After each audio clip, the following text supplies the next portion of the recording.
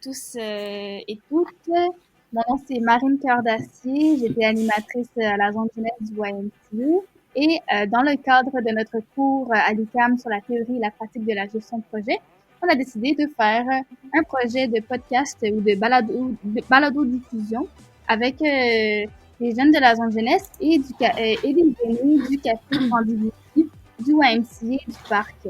Alors ici, nous avons Wassim, un jeune impliqué de la zone jeunesse du YMCA du parc. Tu veux dire allô, Wassim? Allô?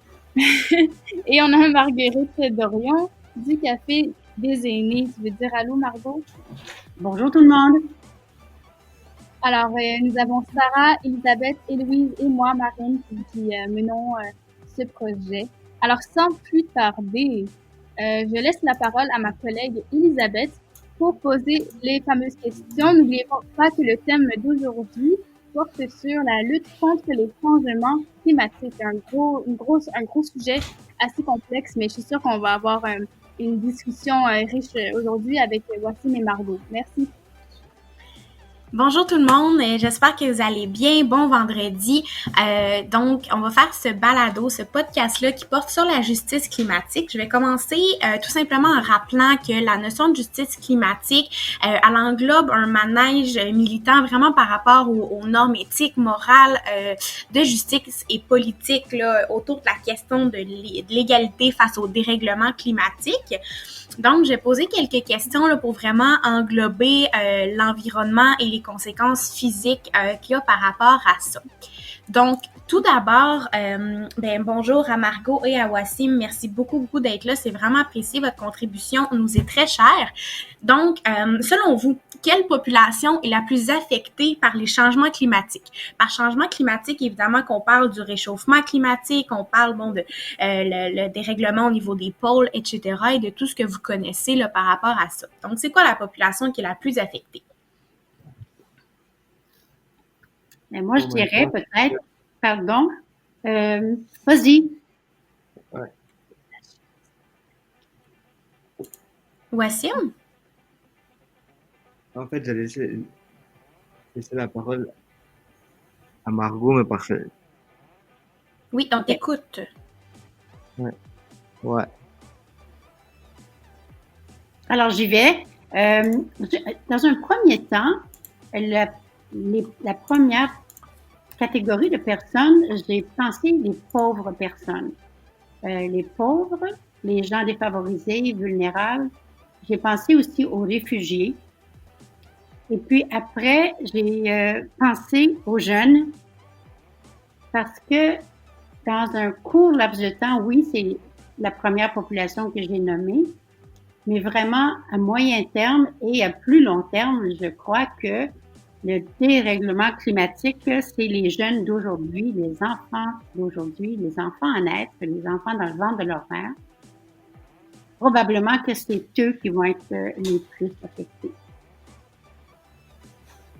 OK, super. Et est-ce que tu pourrais nous dire ton opinion sur le pourquoi tu crois que ces groupes-là, ça serait les plus affectés?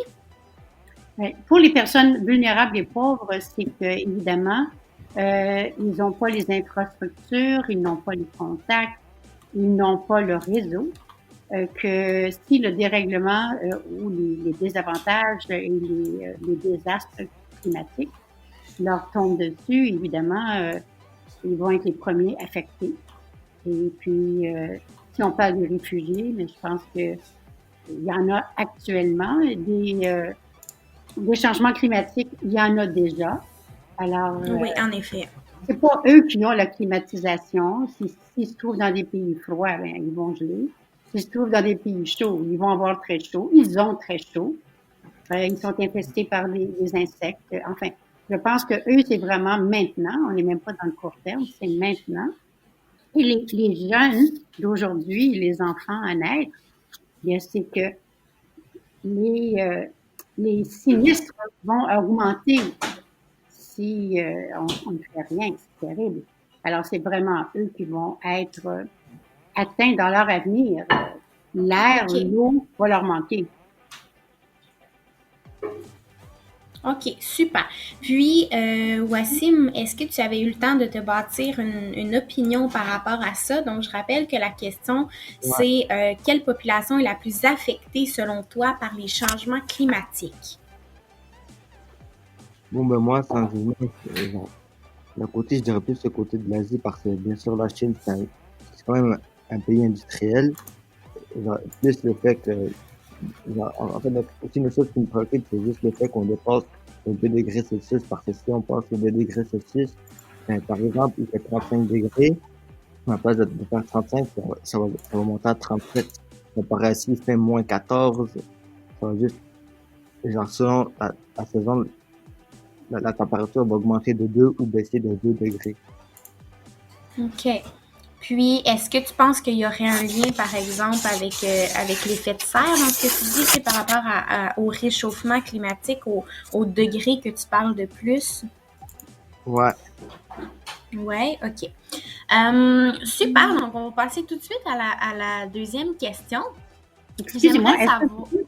est-ce que je peux ajouter un point que je viens de penser en écoutant Bien sûr, mon allez-y, collègue? Margot. OK, c'est toutes les personnes qui vivent dans les pays nordiques et pour qui les changements climatiques vont vraiment avoir qui ont déjà un impact important sur la façon qu'ils vont se vêtir, la façon qu'ils se nourrissent, parce que le réchauffement de la planète est directement, euh, c'est leur vie qui en dépend, là. C'est leur survie, leur alimentation et leurs vêtements. Mhm. C'est très bien la notion de survie là, que vous amenez parce que on sait qu'à long terme, là, le réchauffement climatique peut amener vraiment un aspect de survie, justement. Donc, j'aimerais savoir, là, en lien par rapport à ça, c'est quoi les axes de la société qui, selon vous, devraient être ciblés pour la lutte contre les changements climatiques?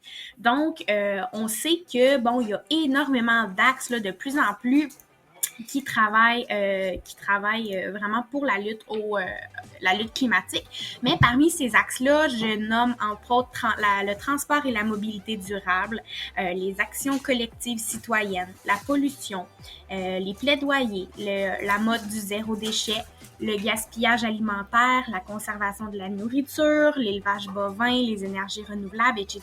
Donc, c'est tous des domaines qui puissent vraiment s'inscrire dans tous les pays, en fait, dans le monde pour vraiment comme avoir une approche face au dérèglement climatique.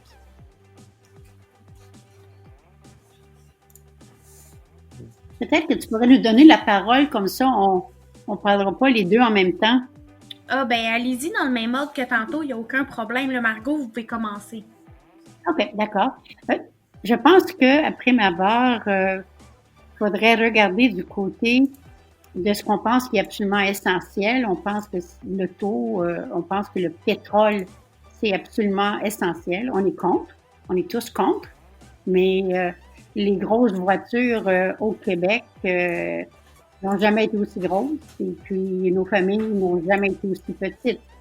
Alors, je pense qu'on annonce des grands principes, mais quand il s'agit de l'appliquer, on oublie tout ça. Alors, je pense que du côté du transport, c'est quelque chose qui est à développer vraiment, vraiment, vraiment. Et c'est la consommation, l'achat, penser que notre vie va être meilleure si on achète plus et si on a la dernière des technologies, la dernière des achats, la plus grosse des maisons. Ça fait tellement partie de notre mode de vie. On pense que c'est ça qui va nous apporter le bonheur et je pense que la pandémie va peut-être nous avoir montré autre chose, que dans le fond, on peut s'en passer, mais ce sont des lobbies qui sont extrêmement puissants. Ils ont le don et on est faible. On a besoin de distraction. Alors, je pense que c'est ça. Ce serait du côté du transport et de la consommation qu'on fait. OK. Puis, en fait, j'aimerais savoir, Wassim, est-ce que tu as une opinion là, à ajouter par-dessus celle de Margot? Je sais pas trop quoi dire. Je sais pas trop quoi dire sur cet aspect-là, mais je me pencherais plus du côté de Margot. OK. Puis si on parle, par exemple, des énergies renouvelables, si je te donne un exemple, c'est un des axes de la société. Est-ce que tu crois qu'en changeant nos énergies, en allant vers des énergies plus écologiques ou des énergies justement renouvelables, durables, est-ce que tu crois qu'il y aura un impact positif sur les changements climatiques? Je pense, je pense oui qu'il y aura un impact positif, mais encore là, ça dépend de comment puis à quelle fréquence on utilise cette énergie. Et OK, puis, donc l'exécution. ouais. OK, super. Donc, j'aimerais maintenant savoir, en fait, comment est-ce que vous pourriez sensibiliser les autres personnes de votre entourage qui ne pensent pas nécessairement à la protection de l'environnement? Donc, on sait que c'est pas tout le monde qui est sensibilisé, justement, au climat et aux enjeux étant reliés, mais ça serait quoi vos moyens, mettons, qui vous viennent en tête pour sensibiliser ces personnes-là, pour leur montrer qu'il y a vraiment des enjeux qui vont jouer sur leur vie d'adulte plus tard, donc des jeunes comme vous, entre autres.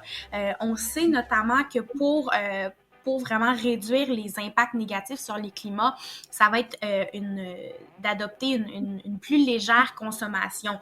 Donc, on sait que la consommation de masse, elle est pas, ça l'amène, les usines à être plus en activité, etc. Donc, ça, c'est seulement un exemple. Mais ça serait quoi les autres moyens de sensibiliser les gens à l'environnement?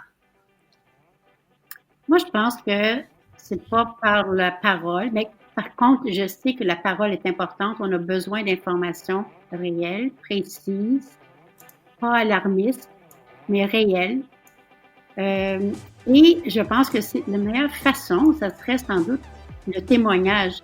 Quand un parent ou un adulte, un aîné comme moi, dit que je suis contre le pétrole et puis je suis prête à aller dans une manifestation, que moi, je prends l'avion à tout bout de champ et que ça me gêne pas du tout, que je n'ai que du plaisir, que ma voiture, elle est énorme, que je prends jamais l'autobus, que je prends jamais quelqu'un qui est sur le bord de la route non plus, je fais pas de covoiturage et je consomme.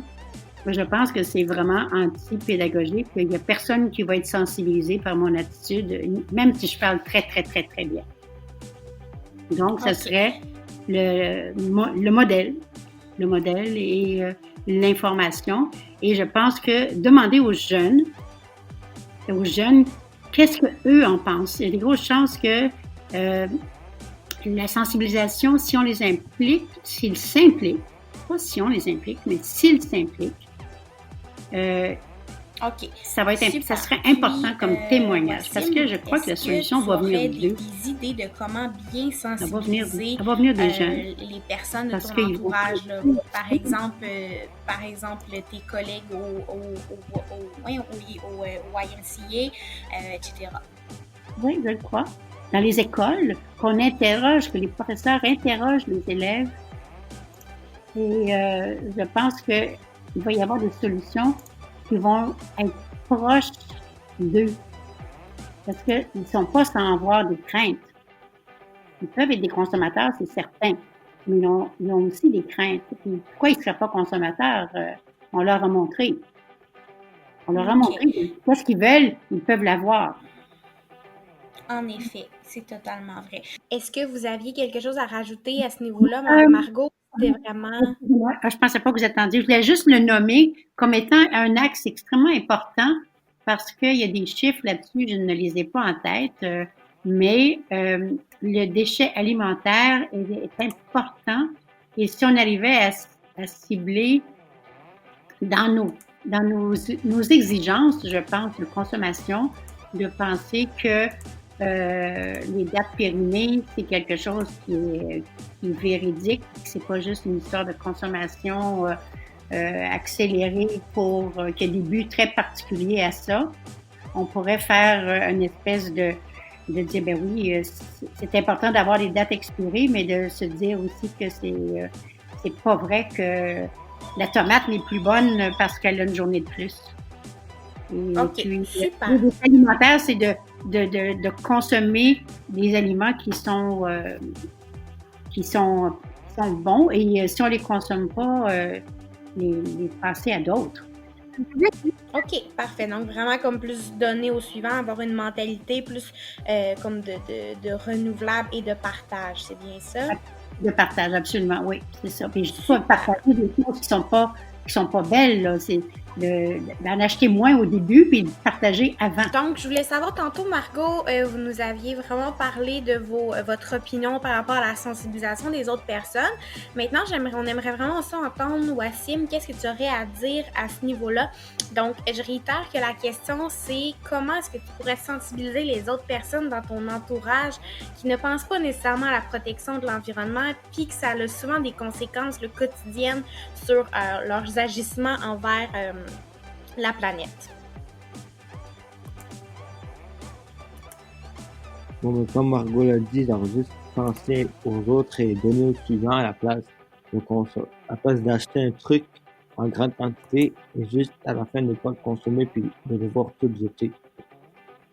Puis genre aussi, on aurait pu aussi OK. et puis aussi d'un côté, comme par exemple, si on prend la situation de l'Afrique actuellement, qui sont, où est-ce qu'eux sont plus en saison de sécheresse que de pluie, donc ce qui fait qu'avec la sécheresse, ils ont moins d'eau et moins de nourriture, donc d'un côté, déjà leur situation est, est pas mal compliquée, alors que si au Québec, on n'est pas on n'est pas dans la même situation qu'eux, mais si on pense pas à l'environnement, dans le futur, genre même voir avant 2050, on sera déjà plus ou moins dans la même situation en Afrique, en, en saison de sécheresse OK. et genre moins d'eau, puis déjà, je veux dire que genre, la planète est beaucoup plus polluée et que la terre qu'on cultive sera moins fertile.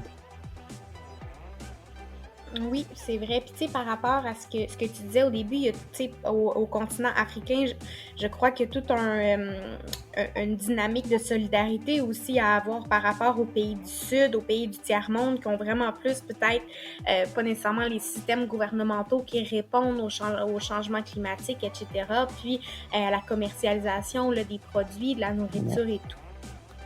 Donc, je sais pas, Marine, si tu avais quelque chose à nous partager par rapport à ça. C'était quoi la question déjà? C'était comment tu peux sensibiliser les autres personnes de ton entourage qui ne pensent pas nécessairement à la protection de l'environnement. Ben pour moi, par rapport à la protection de l'environnement, ben ça peut passer par plusieurs niveaux, plusieurs actions qu'on peut entreprendre en tant que citoyen et citoyenne. Par exemple, il y a beaucoup d'organisations comme Greenpeace, Équiterre, Amnesty International et tout, qui font, bon, Amnesty International, c'est moins changement climatique, mais ils font des actions similaires dans le sens où ils font des lettres ouvertes au gouvernement que tu peux trouver sur leur site web.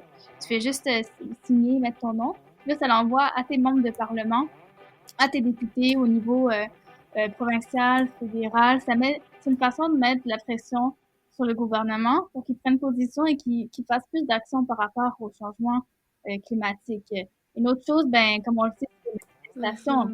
L'année passée, à Montréal, on a connu la plus grande manifestation de l'histoire du Québec le 27 septembre 2019, quand il y a eu la manifestation contre le changement climatique. Ça a marqué l'histoire. Et Greta Thunberg était là, qui est activiste, une jeune activiste pour l'environnement. Puis ça montre que les jeunes sont mobilisés, sont là. Il y a beaucoup d'acteurs qui ont participé à cette manifestation. Le YMCA avait une centaine d'employés bénévoles qui sont venus à la manifestation. Sinon, il y a des activités de plaidoyer, d'activisme qu'on peut faire. On peut avoir des kiosques à notre école pour sensibiliser les élèves dans la rue. Juste d'en parler dans son entourage et de conscientiser les gens. On peut utiliser les réseaux sociaux aussi. Ça, c'est une grande force maintenant, surtout de nos jours. Là, nous, les jeunes, je pense qu'on est tous sur les réseaux sociaux. Ben, pas tous et toutes, mais bon, la plupart, là, on s'entend. Donc, ça aussi, c'est un bel outil pour porter sa voix et sensibiliser les gens. absolument. Puis, je considère aussi qu'il y a Oxfam Québec qui en fait quand même aussi beaucoup. Là, tantôt, tu as nommé des exemples, en fait. Là. Mais tu sais, Oxfam Québec sont vraiment, ils agissent vraiment sur le pouvoir citoyen contre la pauvreté. Puis, tu sais, ils abordent la justice climatique vraiment par rapport aussi à la faim dans le monde, aux catastrophes climatiques, au pouvoir féministe dans l'environnement.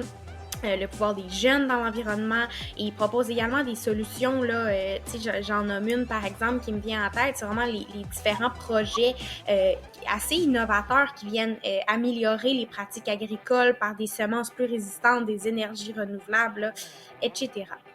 Donc, si on passe à la question suivante, j'aimerais savoir tout d'abord, Margot, qu'est-ce que tu fais au quotidien pour l'environnement? Donc, qu'on parle dans la rue, à l'école, aussi, si vous y allez encore, au travail, etc., ou même au YMCA. Donc, c'est quoi que vous faites au quotidien pour donner un peu du vote pour la justice climatique? OK. Ben moi, je pense que j'ai eu un modèle, ma grand-mère, ma mère, qui a 97 ans. C'est une personne qui était écologiste et environnementaliste et naturopathe avant l'heure. C'était pas vraiment de l'époque, mais sa mère et toutes les femmes et hommes de cette époque-là, ils avaient une façon de vivre qui était autour de l'économie. Ils n'avaient pas de sous, ils travaillaient fort, ils avaient du labeur. Nous, on est nés autrement, avec un peu plus de richesse et de commodité. Et puis, le problème, c'est qu'on en a abusé. Moi, je suis très, très, très ressemblante à ma mère. On ne veut pas ressembler à sa mère, mais en vieillissant, mes filles, c'est quelque chose qui nous attend. Alors, on prend les bonnes qualités de nos mères. Et je suis un exemple, vraiment. Je recycle tout ce que je peux. Je fais mon compostage, je gaspille pas, j'achète pas. Mais il faut dire que j'ai tout, alors je suis pas obligée d'acheter, mais je ne consomme pas, je n'ai pas d'auto, je prends l'autobus. Je ne change pas les choses juste parce que j'en veux une plus belle ou une plus performante. C'est pas dans mon schème de pensée. Et puis, OK, donc vous ne soutenez pas les valeurs d'une société de consommation. Un modèle. OK, super. Donc, OK, génial. Mais pour dire que moi, je ne pas à l'image. Pardon, Margot? J'allais dire que ça fait longtemps que j'ai travaillé sur l'image. Je ne suis pas une fille pour qui l'image est importante. Et aujourd'hui, à 76 ans, je suis très heureuse parce que l'image n'est pas un poids pour moi. J'ai une liberté de ce côté-là qui me permet d'agir et de vivre comme je le veux, sans être égoïste, mais l'image n'est pas important pour moi. OK, génial. Puis, Wassim, c'est quoi que tu fais quotidiennement ou hebdomadairement pour vraiment comme aider à la préservation de l'environnement, encore une fois, à l'école, au travail ou même au YMCA, avec tes amis, dans la rue, là, etc.? Bon, ben moi, genre, en fait, ce que je fais, la plupart du temps, bien sûr, pour me rendre à l'école, utiliser le transport en commun le plus possible, comme bien sûr, je prends le bus et le métro. Et puis aussi, comme, genre,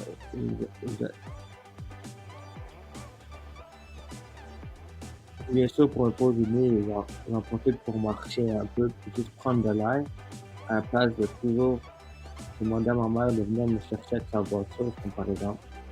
Quand par exemple, un jour, s'il fait -30, j'aimerais mieux braver le froid et de marcher jusqu'au métro ou à l'arrêt de bus que toujours appeler ma mère pour dire viens me chercher avec elle. Bien sûr, avec sa voiture, bien sûr, on fait plus, il y a plus d'effet de serre. Je veux dire que la tendance à toujours se déplacer avec sa voiture et beaucoup plus de consommation. Donc, ce que je fais que j'essaie d'éviter ça le plus possible. OK, génial. Donc, c'est déjà vraiment un bon début. C'est vraiment une belle, en fait, de belles actions à poser. Je pense que toute la société, en général, a toujours plus à apprendre pour la justice climatique. C'est un peu aussi le but du balado aujourd'hui, c'est vraiment de sensibiliser puis d'approfondir nos connaissances à ce niveau-là. Maintenant, si on se concentre un petit peu plus sur le YMCA, Marine, si possible, est-ce que tu pourrais nous faire une petite introduction sur les initiatives du Y à l'égard de la crise climatique? Oui, bien sûr. Avant de me lancer sur le sujet, j'aimerais savoir si Margot et Wassim, est-ce que vous êtes au courant des initiatives du YMCA? Est-ce que vous savez qu'est-ce que le YMCA fait pour l'environnement?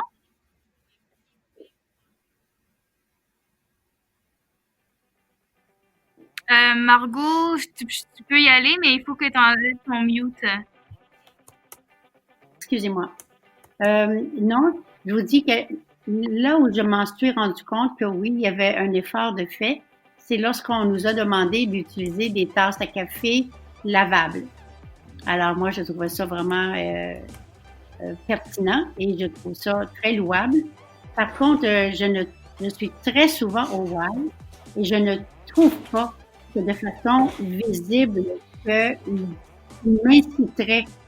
Supposons que je ne serais pas sensibilisée, je ne trouve pas que le WAI joue un rôle important comme moteur, comme sensibilisateur et comme c'est ça, comme moteur pour m'amener moi à être plus sensible à l'environnement. Et c'est un reproche que je leur fais.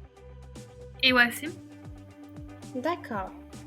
Ouais, moi, je suis pas vraiment au courant à ce point-là, mais oui, d'un côté, j'apprécie le fait que le Y a demandé de faire utiliser des tasses à café lavables.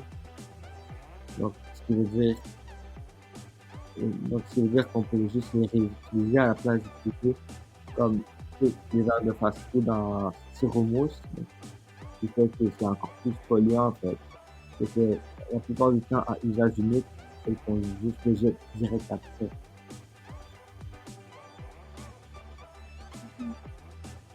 OK, merci. Donc, Marine? Oui, fait que je peux me lancer dans ce que moi je sais, puis dans ce dont j'ai été impliquée. Alors, pour le Y, en fait, si vous regardez même dans le site du YMCA Québec, il y a une section, là, dans les programmes communautaires, il y a une section sur les initiatives environnementales. Là, je me suis un peu basée là-dessus, puis des personnes que je connais à l'interne. Depuis récemment, par exemple, il y a un comité vert au YMCA.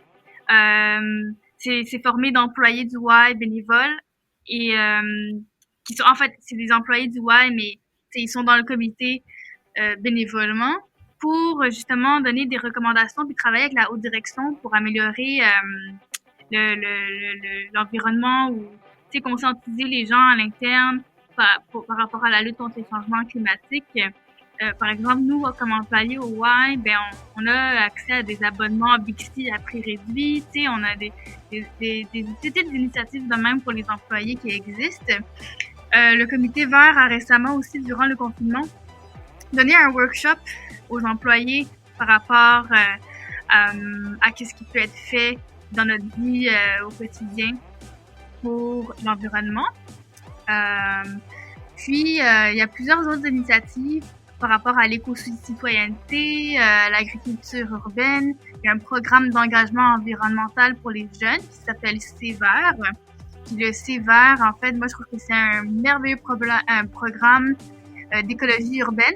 Puis ce programme-là, il vise à former des jeunes leaders environnementaux grâce à des projets concrets dans la communauté. Donc, c'est des jeunes de 14 à 16 ans. Puis, ça comprend des ateliers sur l'environnement et l'écologie. Ça inclut des expéditions en nature et des actions communautaires pour favoriser le développement durable. Et il y en a quelques-uns de ces jeunes-là qui ont fait partie de ces verts, qui sont maintenant dans des conseils en politique, qui sont impliqués dans les conseils de leur quartier. Que, tu vois vraiment qu'ils sont devenus dans leur vie là, des agents de changement pour l'environnement, pour la préservation de notre terre. Le YMCA participe aussi à la revalorisation d'espaces sous-utilisés en jardins collectifs. Fait qu'il y a l'aspect des jardins communautaires qui existent. On a plusieurs partenaires comme les écoquartiers du YMCA. Puis à travers les écoquartiers, ben ce programme consiste en un soutien financier à des organismes communautaires qui désirent réaliser à l'échelle des quartiers et des arrondissements des activités et projets environnementaux de nature.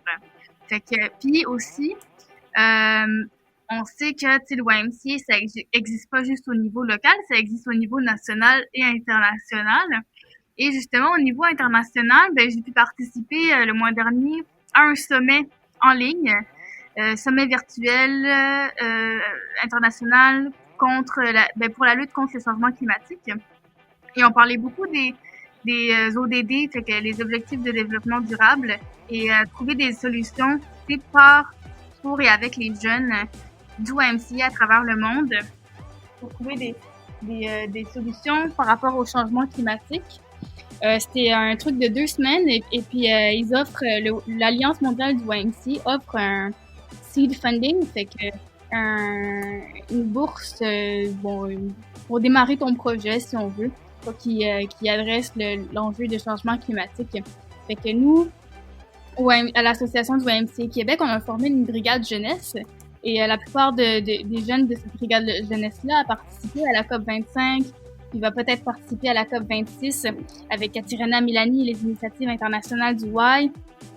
Elle veut vraiment bâtir un collectif de la société civile qui inclut des jeunes du Y, dont moi, pour mettre la pression sur le gouvernement par rapport au changement climatique et vraiment comme impliquer les jeunes, là. Wow, génial! Donc, on voit que le Y est vraiment bien impliqué au niveau tant socialement, politiquement que comme géographiquement et environnementalement par rapport à la crise climatique. Je crois que c'est vraiment des organismes comme ça, puis justement des acteurs de la jeunesse qui peuvent vraiment faire une différence à long terme parce que c'est vraiment eux, en fait, qui s'inscrivent pour la justice climatique, donc plus tard. On va passer à la question suivante, si vous le permettez bien. Donc, une autre initiative que j'ai oublié de mentionner, que j'ai organisée en plus, c'est le sommet de l'engagement jeunesse. Puis, le engagement jeunesse, c'est une fin de semaine au camp Kanawana pour amener des jeunes de 14 à 18 ans pour les outiller pour devenir des agents de changement, un peu comme le fait Sévère.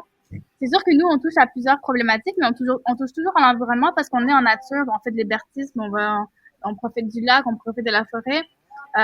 Et c'est important de prendre soin de l'environnement et de garder ça en tête quand on participe au sommet d'engagement jeunesse. On a beaucoup de workshops par rapport à ça puis au développement durable.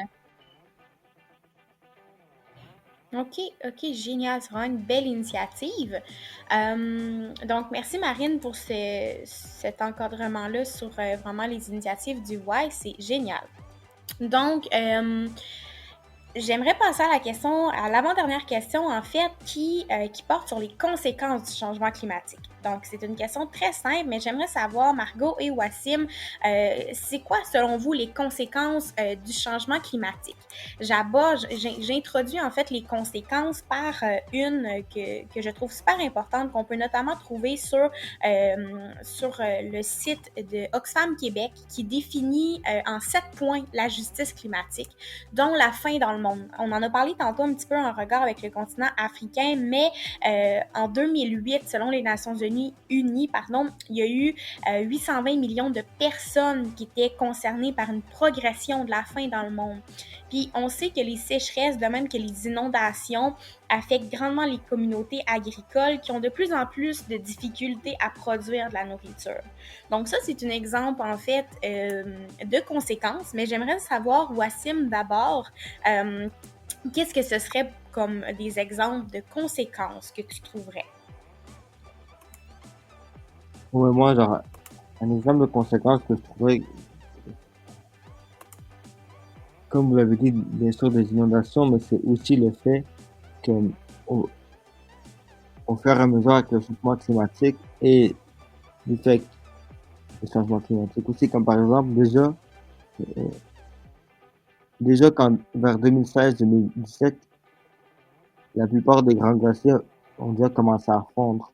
Donc, par exemple, déjà au pôle, La fonte ouais, des glaciers. Génial.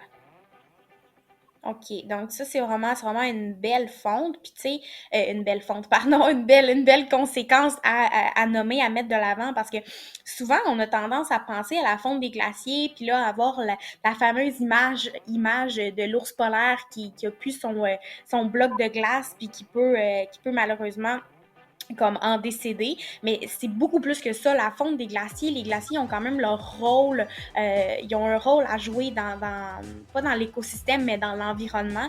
Donc, ça, c'est un excellent point, ça, Wassim. Merci beaucoup. Est-ce qu'il y a d'autres conséquences auxquelles tu penses? je- bien sûr, comme vous l'avez dit, aussi les inondations, mais aussi voir le glissement de terre et les tremblements de terre comme les éventuelles conséquences. Oui, absolument. Donc, on peut aussi penser des cyclones, les inondations, les sécheresses. Puis, tantôt, on parlait, là, Margot, au début, vous avez super bien décrit, en fait, les gens, les populations pauvres, mais on sait que les populations des pays à faible revenu sont environ 4 à 5 fois plus susceptibles d'être déplacées à cause de catastrophes climatiques. Donc, par exemple, la migration des populations est souvent amenée après une catastrophe climatique. Donc, ça, c'est une autre énorme catastrophe. Margot, ce serait quoi ton opinion par rapport aux conséquences possibles, mis à part celles qu'on a déjà énumérées? Je pense que la pollution, c'est un effet direct aussi, et ça a un effet sur la santé, sur l'économie financière. Si on se mettait à penser que les changements climatiques vont ça ne devrait pas rentrer dans les dépenses, mais que ça devrait rentrer dans les investissements des pays. Je pense que ce serait déjà un tournant idéologique important. Et donc, la santé, les malformations du côté des oiseaux, du côté des poissons dans les océans, si on regarde le moindrement des documentaires scientifiques sur les malformations, ben, on voit qu'on n'est pas à l'abri de ça. Notre fleuve Saint-Laurent, si on s'y intéressait, on verrait qu'il y a déjà des marques de cette pollution dans l'eau du fleuve. Et puis, on ne parle pas nécessairement de la pollution qui a des effets sur notre santé à nous, que ce soit le cancer, les pesticides qui sont utilisés. Enfin, je crois que la santé, c'est un très gros point. On a parlé de la famine tantôt, on a parlé des inondations. La déforestation, c'est énorme comme problème. Quand il n'y a plus d'arbres dans un pays, le vent arrache tout. Il faut voir Haïti, comment Haïti a été démembré de tous les arbres et des effets que ça donne sur Absolument, sur le absolument. vécu d'Haïti. Et puis la fonte des glaces, il y aurait autre chose de très important, c'est qu'il y a des bactéries qui sont congelées dans des glaciers et puis la terre entière dans le nord ça fait des années qui sont des bactéries on ne connaît absolument pas, en tout cas moi je ne les connais pas, quels seraient les effets du réchauffement chez ces bactéries.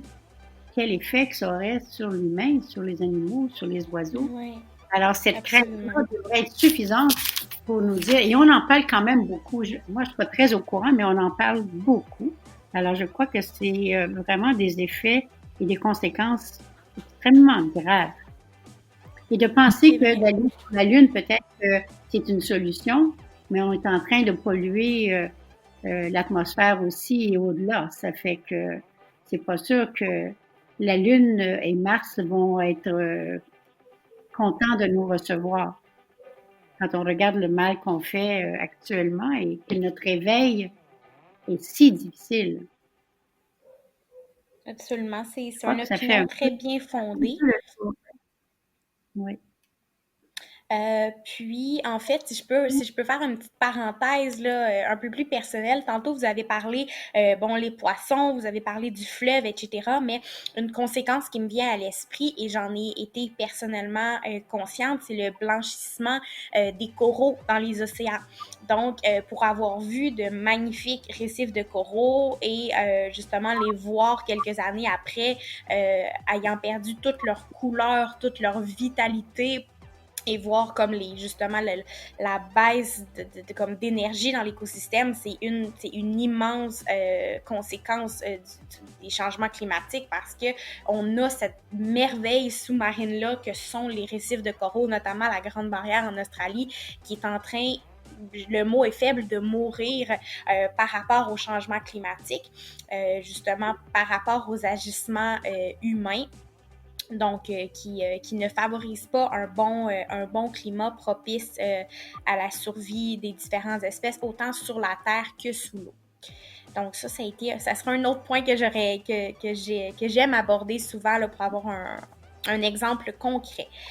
Marine, est-ce que tu avais quelque chose, une autre idée de conséquences que tu jugerais importante à nous donner?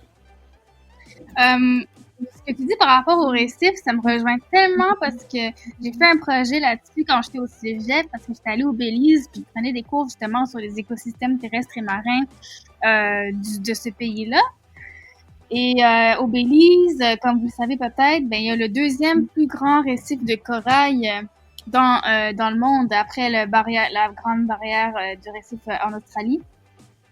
Et justement, comme tu as dit, ben là, ça l'affecte énormément là, le système de la faune et la flore. Ça débalance complètement nos systèmes. Ça a créé une surpopulation de certaines espèces, puis une disparition de d'autres. Ça crée, ça, il y a moins de diversité, même s'il y a toujours des espèces qu'on découvre là, tu sais.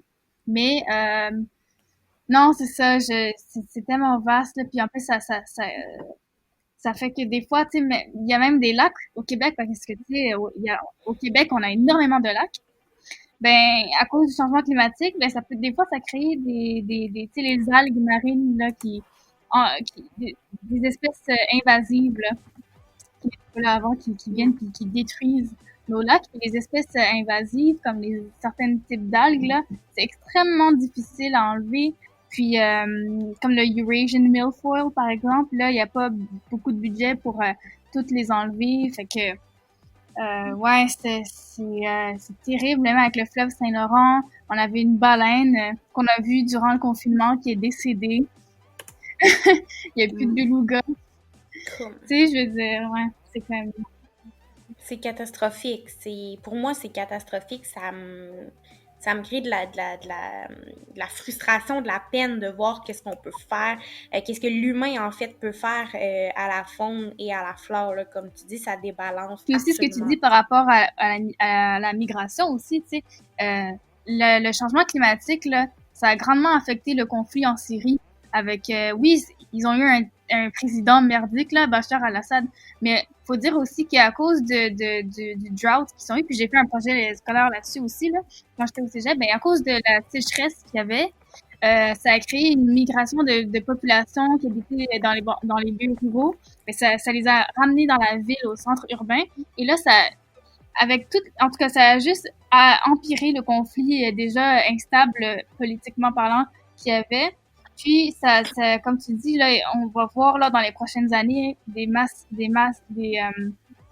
immenses vagues d'immigration de réfugiés politiques et des réfugiés climatiques à cause du changement climatique.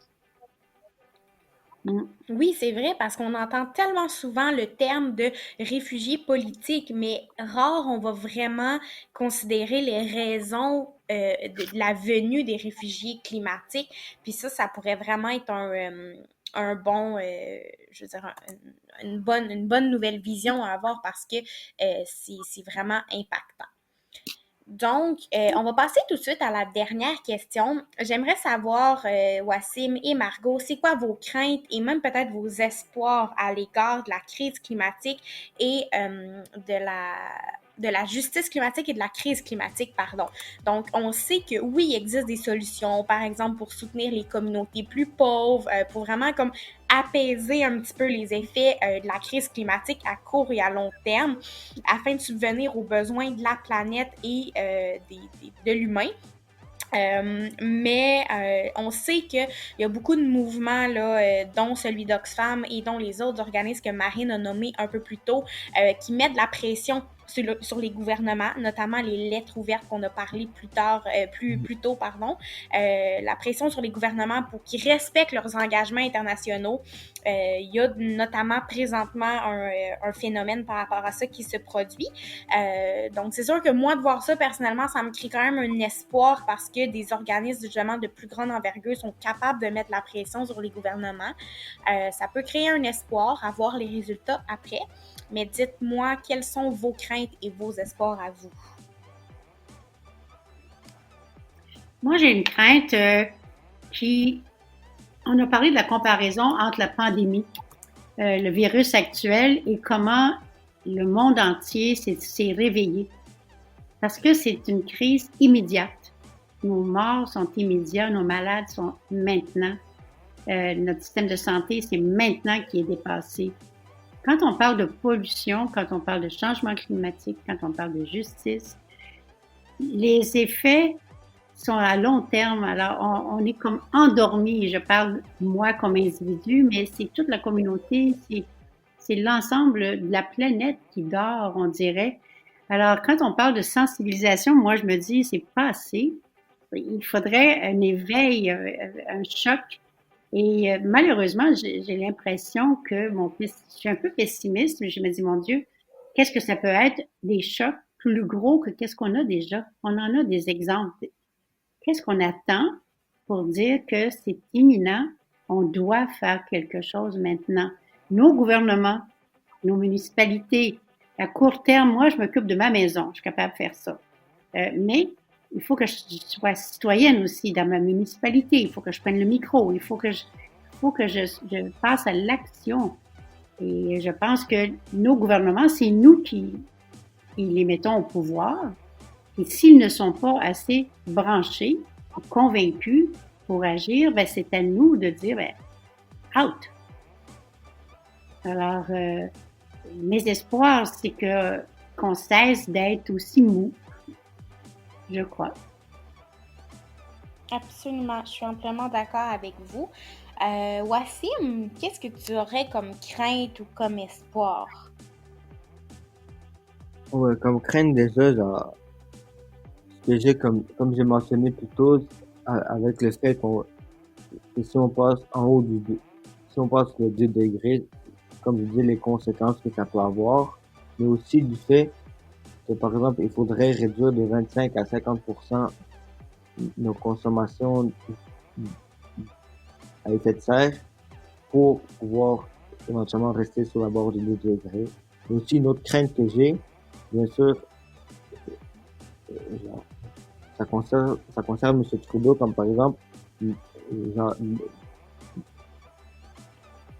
dans les élections de l'an passé, bien sûr, M. Trudeau, en voulant parler au niveau de l'environnement, il disait que en fait, c'est pas parce en fait, monsieur Legault, je sais pas pourquoi j'allais dire monsieur Legault, mais en fait, je vais dire monsieur Trudeau. Ouais, monsieur Trudeau, d'un côté, comme, au niveau environnement, comme il disait, genre, il veut faire du mieux possible pour conserver l'environnement et être contre la pollution, mais alors que d'un côté, il veut installer une pipeline au niveau, en fait, dans l'Ouest canadien, comme par exemple, la Colombie-Britannique, l'Alberta, puis aussi, la Saskatchewan, puis le Manitoba, comme, c'est pas en installant une pipeline que ça va faire du bien pour l'environnement, mais au contraire, en installant une pipeline, ça va faire passer du gaz, de l'huile, toutes sortes de sources nocives dans l'environnement. Et puis ce que j'aime de nous, le Québec, c'est qu'on a dit, nous, on veut pas que la pipeline passe par le Québec pour préserver l'environnement. Donc déjà, le mouvement que le Québec fait pour l'environnement, ça me donne plus d'espoir à rallonger éventuellement rallonger la vie sur la Terre, puis l'amélioration des changements climatiques et puis aussi d'éviter les grosses conséquences à impact négatives.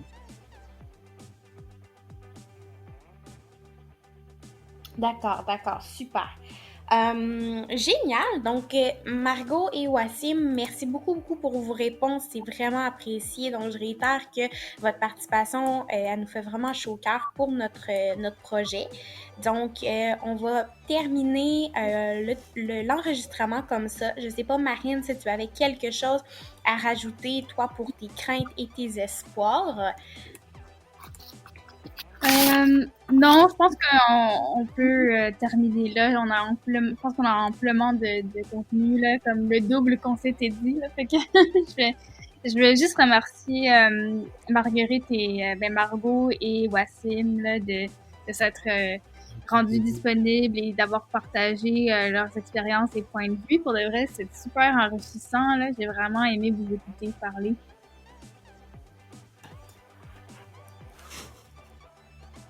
Génial. Donc, on va souhaiter une belle soirée à tout le monde. Puis, on va clore cette discussion-là avec un grand merci. Puis, un joyeux temps des fêtes à tout le monde.